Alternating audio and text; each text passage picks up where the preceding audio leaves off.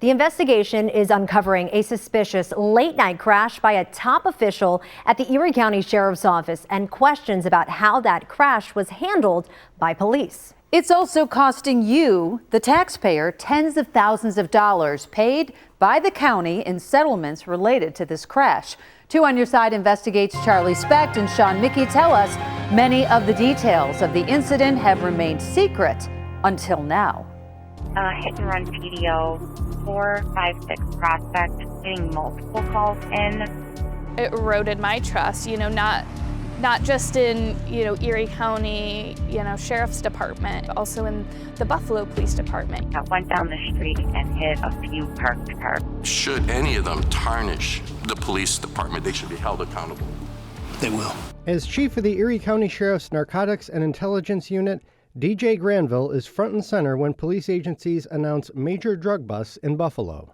And I want to commend our chief of narcotics and intelligence, DJ Granville. But Granville's actions nearly a year ago have clouded his future and that of another member of his politically connected family.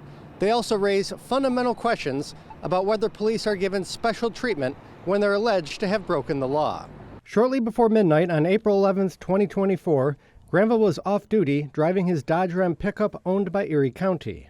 According to a Buffalo police report obtained by 2 on Your Side, Granville was less than a mile from his west side home when he struck 2 vehicles on Jersey Street near the intersection of Prospect Avenue. His vehicle then turned south on Prospect, heading in the wrong direction on a one-way street. The pickup struck a 3rd vehicle, causing that car to hit a 4th vehicle. Granville then continued a block down Prospect before his car struck 2 more vehicles facing northbound. He passed Hudson Street, striking a 7th vehicle before coming to a stop. Buffalo police would not provide us with the full police report for the incident, but 2 on Your Side obtained it from other sources. And it shows the crash was originally classified as a hit and run. Yeah, my car was underneath this tree. Mary Wyant's car was parked in front of her Jersey Street apartment when Granville's pickup sideswiped it. She says it caused $7,000 worth of damage. And in that open spot is where my neighbor's car was. Hers had substantially more damage, and so that's when it was really like, oh no, something bad has happened. A total of 6 drivers have filed legal claims with Erie County seeking reimbursement for repairs. That's expected to cost county taxpayers nearly $60,000. Granville faced no charges related to drunk driving, and nothing indicates he was required to undergo a breathalyzer or field sobriety test. Court records obtained by 2 on Your Side show Granville was instead ticketed for going the wrong way down a one-way street, later reduced to jaywalking and a $150 fine. Do you feel like this sheriff's chief is being treated differently because of who he is? Do you think the average person would be involved in a crash involving 7 vehicles and face no charges?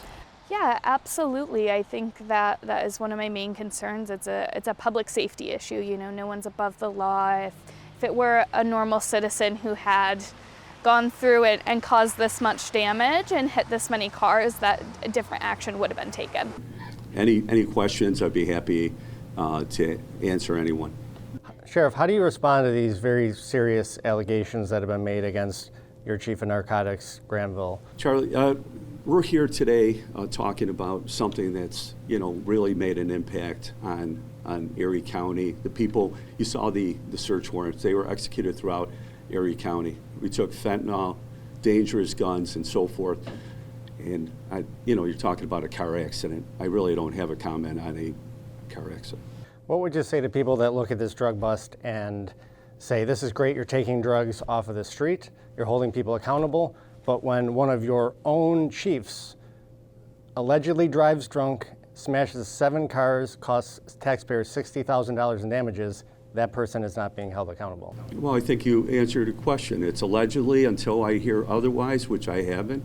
It's a car accident, and I don't have a comment on that. Yes. Can we ask the chief if he was driving drunk that night? No, you may not. Granville, who made $214,000 last year, comes from a politically connected family, and he has donated thousands to local political campaigns. Granville's wife, Maria Esquilin Granville, is a member of the Erie County Democratic Committee and has hosted political fundraisers for Democratic Chairman Jeremy Zellner, former Mayor Brown, and acting Mayor Scanlon. His wife's sister is Lucia Esquilin, seen here in 2023 when she became a Buffalo Police lieutenant. Esquilin responded to Granville's car crash and signed off in multiple places at the bottom of the police report. A source with knowledge of the incident said internal investigators with the Buffalo Police are now probing whether Esquilin helped cover up the actions of her brother-in-law last April. Wyant, who confirmed that she was interviewed by internal investigators, says that's all she's looking for. It's a public safety issue. I think that there needs to be more transparency, communication, honesty when it comes from the people who have sworn to protect and serve you. The chairman does, by charter, have the ability to subpoena, and that's an important one that we're going to need to use. Simply put, this incident doesn't pass the smell check, and it's our job to take a further look into it. I'm hopeful that this investigation proceeds in a timely manner so we could all find out what happened that evening. But the legislature is asking you to talk to them. Will you speak with the legislature? Oh, of course. Yeah.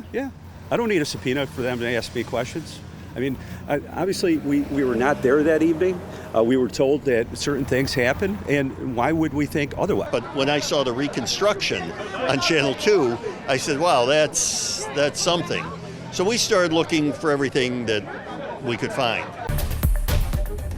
Yeah, right off the top tonight at 6, just into our newsroom. 2 on Your Side Investigates has obtained now this video. Take a look, appearing to show the hit-and-run crash involving Erie County Sheriff's Chief of Narcotics, DJ Granville. The video was taken on a Nest security camera last April and just now given to 2 on Your Side Investigates from our sources. And we begin at 6 tonight with that breaking news on the controversial case involving Erie County Sheriff's Narcotics Chief, DJ Granville. 2 on Your Side investigative reporter Charlie Specht, whose investigation brought this case to light, is with us now. Charlie? Well, Sheriff's Chief DJ Granville comes from a family with deep political and law enforcement ties, so it's no surprise that one of his relatives, his sister-in-law Kristen Granville, works for the Erie County DA's office. That has caused Erie County DA Mike Kane to step away from this case to avoid, quote, the potential appearance of impropriety. So now the case will go to Niagara County DA Brian Seaman, a Republican, who was appointed as special prosecutor by Erie County Court Judge Sheila DiTullio this afternoon. In a written statement, Kane said, quote, I asked the court to appoint a special prosecutor to review the April 2024 incident involving Chief DJ Granville. Recently, the Buffalo Police Department's Internal Affairs Division contacted my office for consultation regarding its ongoing investigation. That investigation is said to be looking into the light treatment Granville received after striking 7 vehicles and causing $60,000 in damages last April. Granville faced no criminal charges and did not take a breathalyzer test, and investigators are now looking into the role of Lucia Esquilin, who is a lieutenant at the scene and whose sister is married to Granville. Now, 5 Buffalo police officers have been put on administrative leave related to the alleged hit-and-run cover-up. Investigative reporter Charlie Specht joins us now with this breaking news update. Charlie? Well, 1 year ago, Erie County Sheriff's Chief Dan DJ Granville drove his Erie County-owned work truck on a destructive path through Buffalo's west side that caused damage to 7 other vehicles. And now the legal consequences after our investigation into the matter and the appointment of a special prosecutor are starting to unfold. First, 5 Buffalo police officers have been placed on administrative leave. Buffalo Police Commissioner Al Wright says this does not imply guilt or wrongdoing. As for Granville, he's been issued 3 citations for that night, and these are traffic tickets for leaving the scene of an accident. I spoke with Granville's attorney, Terry Connors, who said he's confident Granville will avoid jail time and could even get those tickets reduced. If people were expecting answers, they didn't get many here at Buffalo City Hall. That's because the police commissioner read from a prepared statement and refused to answer any questions from lawmakers about the Granville controversy. If any officers are found to have violated any departmental policies or any rules and regulations, I can assure the public and this honorable body that the appropriate disciplinary measures will be taken. Wright said he first learned of the allegations in January, the same week he was appointed by acting Mayor Chris Scanlon. But he refused to provide basic details about the case. In this particular case, how many officers were at the scene? Again, I really don't want to answer those questions with this going I assume there were 5 people put on administrative leave, so at least 5, I believe, unless there were more. And that's fine. You don't have to answer that. But I do want to know, like he said, what was done on that night. I realize that you were not the commissioner at the time, but were you the deputy commissioner? That's correct. Great. So were you not aware of this major incident as deputy commissioner? I was not. Nobody informed you of anything? I found out in January 2025. So you were alerted at the same time that the rest of us were? I was alerted at the same time. Commissioner said that their investigation has been very thorough, yet we found many people at the scene of an accident that, as of the last week, still had not been contacted by the police. Does that concern you? Oh, absolutely. We asked that they go back and talk to the people who had perhaps video, who had ring cameras, who were eyewitnesses, but they were never approached. Well, breaking news off the top here at 5:30. We have learned a top Erie County official involved in a hit and run more than 1 year ago has been placed on administrative leave. 2 on Your Side Investigates Charlie Speck has been following this story from day one. Charlie, what else can you tell us now? Well, Scott and Claudine, we just heard from Erie County Sheriff John Garcia directly, and he says his controversial narco chief, DJ Granville, is now on administrative leave and has been since April 14th. This is the first we're hearing about this, despite multiple attempts I made over the last month or so to clarify with Sheriff spokesman Chris Horvatitz whether Granville was suspended while he's under investigation. The first-term sheriff now says the reason for this is that, quote, nobody asked about the status. But again, I asked multiple times for clarification before that and got no response. Granville is facing serious accusations that he hit or damaged more than 8 vehicles on a path of destruction through Buffalo's west side just over a year ago. The sheriff has not indicated what he knew about this and when, and has, through Horvatitz, declined multiple requests to sit for an interview to clarify some of these basic details. Earlier today, Granville admitted to driving under the influence of medications. He admitted to smashing 7 vehicles and causing $60,000 damage in a vehicle owned by Erie County taxpayers. Twice he said that he was guilty to 1 count reckless driving, a misdemeanor, as well as leaving the scene of an accident. For that, he will pay a fine of $550 and was sentenced to 50 hours of community service. Niagara County District Attorney Brian Seaman said that Granville will avoid jail time and more serious charges because the blue wall of silence and the fact that Buffalo police deleted body camera footage and officers refused to cooperate with the investigation. The Buffalo police officers who responded that night, I received no cooperation from. I found that to be very frustrating and disappointing. What would you say to taxpayers who say this essentially proves the point that certain people with badges are above the law, unlike the average citizen?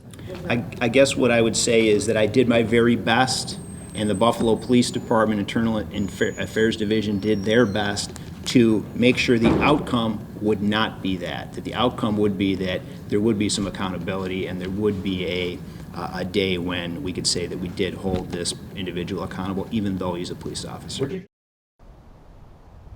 Now, Attorney Terry Connors said Granville will not only keep his badge, but wants to return to duty and, quote, continue the legacy that he's made in this community. For now, though, after today, the newest part of that legacy is that, as the DA stated, Erie County's top narco cop now has a criminal record. No audio was allowed in the courtroom Friday afternoon where Erie County Sheriff's Office narcotics chief DJ Granville pleaded guilty to 2 charges stemming from his April 2024 crash with a county-owned vehicle, reckless driving, and leaving the scene of an accident. He'll need to pay a $550 fine and perform 50 hours of community service. Granville had no words on his way out of the courtroom Friday, despite questions from the 2 on Your Side investigative team that broke the story. DJ, do you want to apologize to the taxpayers of Erie County? Were you drinking that night, DJ? What makes you think you should keep your badge? If somebody else had done this, do you think they would have gotten this outcome? Are you above the law, DJ? Niagara County DA Brian Seaman, who took over the case after the Erie County DA recused himself, explained the challenges he faced when he began his investigation. We were at, of course, a grave disadvantage because the investigation didn't start until 8 months or so after the incident. He outlined some of the things he did not have in this case. The first is any type of chemical test. So there was no breath test. There was no blood analysis for Mr. Granville's blood that night. There was also no field sobriety test or statements from Granville from the night of the incident. And no body cam video either. Buffalo Police body cam video is only stored for 6 months at a time. The last thing that we did not have in this investigation was the cooperation of the police officers who responded that night. None of the Buffalo police officers who were called to respond that night cooperated with my office. None of them would give a supporting deposition when I asked them to do so. Something that's not sitting well with the witness of the crash. You guys want us to trust you guys and actually go to you guys when there's crimes, and you guys want us to cooperate with you guys, and we can't because look what you guys do, protect your own.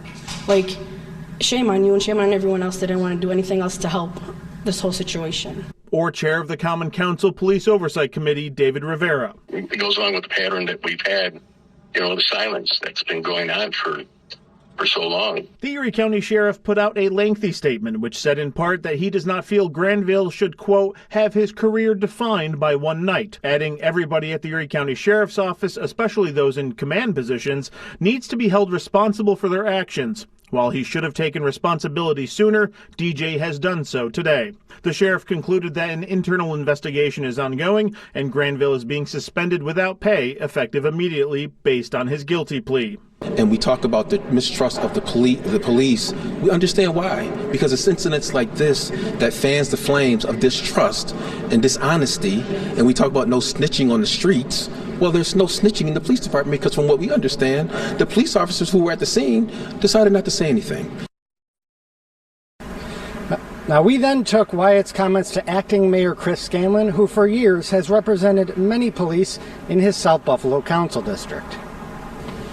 I'm not a lawyer, but I would not advise my client to go and talk to the person who would be investigating me. I would rely on my lawyer to do their job. Again, it's my understanding they are compelled to talk to internal affairs, and I'm not sure if they have yet or what stage of the investigation it is, but it's my understanding that they're compelled to speak to the Internal Affairs Department about this investigation, and so they'll certainly be talking to someone about it. Scanlon went on to say that Buffalo is a small town and, quote, people know people, which is why the acting mayor said he's been hands-off on this investigation. Now, the council will have another crack at piercing that blue wall of silence early next month when the Police Oversight Committee has its next meeting. 5 Democratic lawmakers on Tuesday sent this letter to Governor Kathy Hochul, asking her to give Attorney General Tish James the green light to open an independent probe into one of the biggest police corruption cases in recent history. This thing has been characterized in some quarters as a bad night by one individual in the sheriff's office. I think it's anything but. I think this is really a bad year and a half by a lot of people in law enforcement, and I think it's eroded trust in law enforcement, and I think we need to get to the bottom of it. Legislators say the hit-and-run case and how it was handled by Buffalo Police and the Sheriff's Office has raised serious questions about public trust that can only be restored by an outside agency. We need to make sure that this investigation is done right. Yes, we can hold meetings, but we're not investigators. We need to leave it to the experts who does this every single day. Lawmakers say they're frustrated that more than 6 months after the crashes were brought to light by a two-on-your-side investigation, they still have few answers to give to the public. The residents of this county are asking us as legislators for the answers. We don't have them. Everybody says they're doing an investigation. Sheriff John Garcia pushed back, calling the lawmakers' news conference, quote, political theater that was lacking in substance. In a written statement, Garcia said, quote, it would be surprising to me that the governor would direct the attorney general to usurp this case from the court-appointed special prosecutor, who is in the midst of an ongoing investigation into this matter. Any suggestion that my administration participated in a cover-up is patently false. The governor, for now, is not taking action, with a spokesperson for Hochul noting in a statement that Niagara County DA Brian Seaman is still investigating the involvement of Granville's sister-in-law, who supervised the scene on the night of the crashes. The spokesman said, quote, "They are conducting an ongoing investigation and we await the results." Legislators believe a wider probe into police misconduct is necessary, one that only an oversight agency can perform. That's why we needed an investigation, not just of the events of that night, but of the attempts to cover it up, both in the Buffalo Police Department, however high it went up to in the office of the sheriff. You know, people knew. Now, this all comes as Granville is set to return to work next Monday after a 30-day suspension for his guilty plea to reckless driving and leaving the scene of an accident. And a major federal drug case once hailed as a big win for law enforcement has now been damaged following the discovery of a major flaw, and it involves Erie County Sheriff's Narcotics Chief DJ Granville. He's now accused of staging evidence, conducting illegal searches, and misleading a judge. 2 On Your Side investigative reporters Charlie Specht and Sean Mickey show how security cameras inside a Buffalo home turned the case upside down. It was supposed to be a major bust. A 2020 raid that federal prosecutors called a crippling blow to one of Western New York's biggest drug trafficking rings. As a result of the tremendous efforts of those agencies, those law enforcement agencies, 4 individuals who were part of a transcontinental drug trafficking organization that stretched from Buffalo to Los Angeles have been arrested. Police said they seized cocaine, fentanyl, guns, and cash, all led by Erie County Sheriff's Chief of Narcotics DJ Granville and his Narcotics and Intelligence Unit. But what officers didn't know that night was that they were the ones being watched. Security cameras inside a home on Grimes Street captured what a federal judge later called, quote, damning evidence of unlawful conduct by law enforcement officers. A federal judge said those cameras showed Granville and his team entering parts of the home they were not legally authorized to search, and later allegedly staging evidence to justify it. This court finds Detective Granville's conduct to be an egregious violation of the Fourth Amendment. Judge Kenneth Schroeder wrote, "Court records show Granville claimed he found a utility bill linking the suspect, David Burgeon, to the upstairs apartment. But defense attorneys argue Granville put it there himself. They point to a hidden video, not available to the public but described in these court records, that shows Granville holding a white envelope in his hand, rifling through a trash bag, and then walking away without the envelope. The utility bill later turned up on top of an open garbage can, conveniently linking Burgeon to the space that police had no warrant to search." Judge Schroeder wrote, quote, "It is this court's opinion that Government Exhibit 11 is a staged photograph because of the way the various papers are juxtaposed and too convenient in the context of the issue at hand." We asked NBC News legal analyst Danny Savalos whether he was surprised that the drugs and guns found in the search were thrown out of court as illegally seized evidence. If true, if a photograph was staged and was part of the application for a search warrant, then that would be hugely problematic for law enforcement, and it'd also be incredibly rare. You don't normally have that kind of black and white evidence. The problem started earlier that night when Granville led officers up a stairwell to the second floor, even though their warrant only covered the lower front unit. Court records show he told the court it was a split-second decision for officer safety. But a judge said the area was well lit under a streetlight. The dispute led to what's called a Franks hearing, which is a rare hearing where a judge decided whether evidence should be suppressed. The drugs and guns found upstairs were all thrown out as illegally seized evidence. Criminal defense attorneys like me talk about suppression motions all the time. But if we're being honest, most of us have only won these maybe a handful of times. They're very difficult to win because judges just don't like throwing out main pieces of evidence against a criminal defendant. They want the government to have their day in court. So these are very difficult motions to win, and they're very rarely granted. And the case only gets stranger. Court documents show someone used whiteout to change the search warrant, removing the words lower front. The county judge who signed the warrant, Kenneth Case, was called to testify. He denied altering the document, even though one of Granville's detectives testified that the judge did it himself. In the end, judges threw out nearly all of the evidence, and prosecutors dropped 13 of the 14 charges against Burgeon. Once facing 15 years to life in prison, he's now expected to plead guilty to a single count of cocaine possession and could walk free with time served. Federal Judge Richard Arcara ruled that law enforcement acted recklessly and with gross disregard for Burgeon's constitutional rights and said Granville's actions were, quote, particularly egregious. The case could have implications for Granville's career, as well as other drug cases.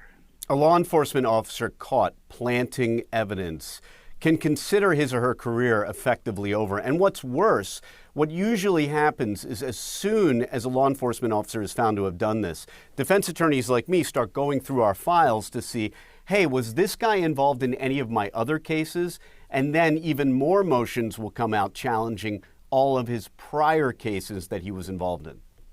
Granville declined to comment for this story, but Chris Horvatitz, Sheriff John Garcia's spokesman, said in a written statement that the sheriff had no comment on the judge's decision to throw out most of the evidence, quote, beyond saying that we respect both it and the rule of law. We are also aware that this investigation has resulted in the conviction of David Burgin, though we should add that that was only on one count, as the other 13 original charges were dropped. The DA's office says Granville's name was added to an internal database that tracks officers whose credibility has been questioned in court.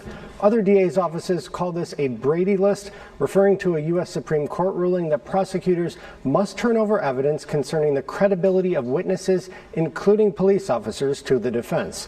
That decision follows a federal judge's ruling and court documents that allege Granville and members of his narco unit were caught on video staging evidence, conducting illegal searches, and misleading a judge during a drug raid on Buffalo's east side.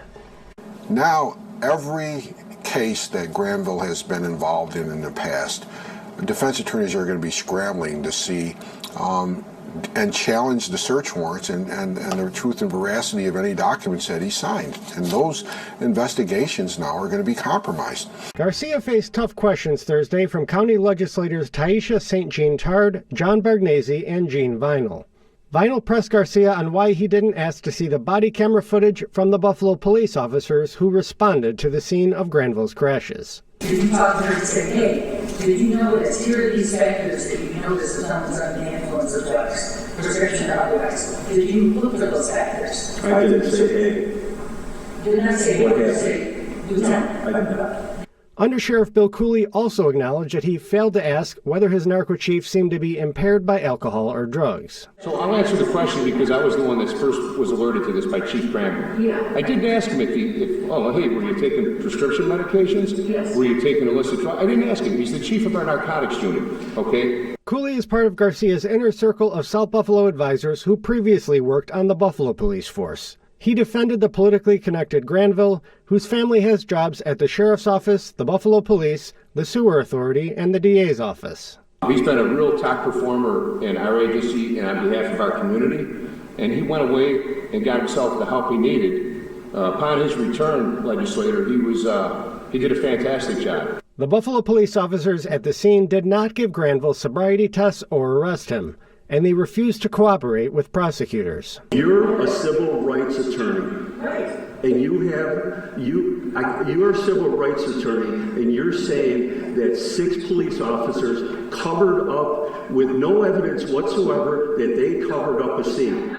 So a lot of this stuff has been based on media insinuations. No one's ever provided any evidence to us, okay, that there was any indicia of alcohol use or that he was drunk. But that discounts the account of Hinda Mohammed, who spoke to us in April.